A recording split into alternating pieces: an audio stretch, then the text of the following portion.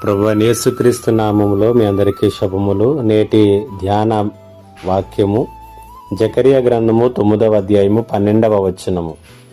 బంధకములలో పడియుండి నిరీక్షణ గలవారలారా, మీ కోటను మరలా ప్రవేశించుడి.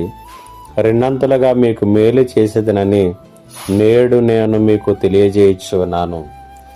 దేవుడు చేసినటువంటి ఈ సృష్టిలో భాగమైనటువంటి చెట్లను మనం జాగ్రత్తగా పరిశీలన చేయగలిగితే చెట్ల నుండి కూడా మనం ఎన్నో విలువైనటువంటి పాఠాలను మనం నేర్చుకోవచ్చు. ఒక చెట్టట తన కొమ్మకు ఉన్నటువంటి పువ్వులన్నీ రాలిపోతూ ఉన్నప్పుడు అది ఎంత మాత్రమును కూడా నిరాశ చెందదట. ఎందుకంటే ఆ చెట్టుకు తెలుసు మళ్ళా వసంతం తప్పక వస్తుంది, ఎందుకంటే నేను ఎక్కువగానే ఫలిస్తాను అని. అలాగే జీవితంలో కూడా మనం కోల్పోయిన వాటిని గురించి, పోగొట్టుకున్న వాటిని గురించి ఆలోచన చేస్తూనే కూర్చుంటే మనం బలముడిగి భవిష్యత్ అంతా కూడా మన కంటికి అంధకారంలా కనిపిస్తుంది.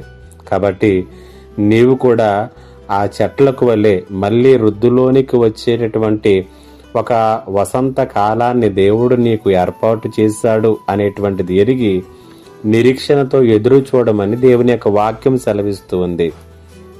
జకరియా ఇక్కడ బంధకాలలో పడి ఉండి నిరీక్షణ ఏమాత్రం కూడా లేకుండా ఉన్నటువంటి వారితో మాట్లాడుతూ అంటున్నాడు, రెండంతలుగా మీకు మేలు చేసేదనని నేడు నేను మీకు తెలియచేస్తూ ఉన్నాను అంటూ ఉన్నాడు.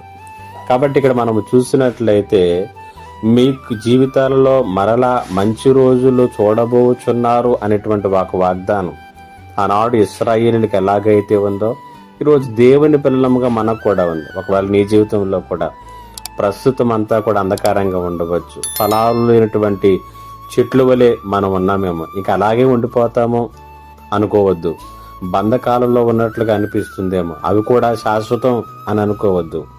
వాక్యం సెలవిస్తుంది, నిరీక్షణతో కొనసాగు. చెట్లకు వసంతకాలం ఎలాగా వస్తుంది, నూతన చిగుళ్ళు, ఫలాలు, పువ్వులు ఎలాగైతే వాటితో చెట్లన్నీ కూడా అలంకరించుకుంటాయో అలాగుననే దేవుడు నీ జీవితంలో నిన్ను హెచ్చించి వృద్ధిలోనికి తీసుకుని వచ్చి ఆశీర్వదించేటటువంటి ఒక కాలం అంటూ ఉన్నది. ఆ కాలం కొరకు నిరీక్షణతో ఎదురుచూడు. ఆ కాలాన్ని నీ జీవితంలోనికి దేవుడు అనుమతించేటటువంటి విధానంలో దేవుని విషయంలో ఆయాసకరంగా నీ జీవితంలో ఏవైతే ఉన్నాయో వాటన్నిటినీ కూడా విడిచిపెట్టుకో. పరిశుద్ధాత్మ దేవుడు అట్టి కృపను మనందరికీ అనుగ్రహించును గాక.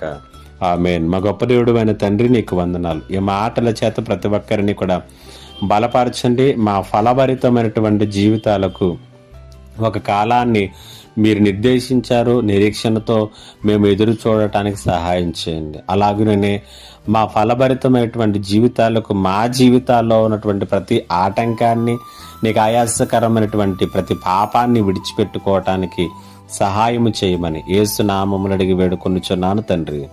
ఆమేన్.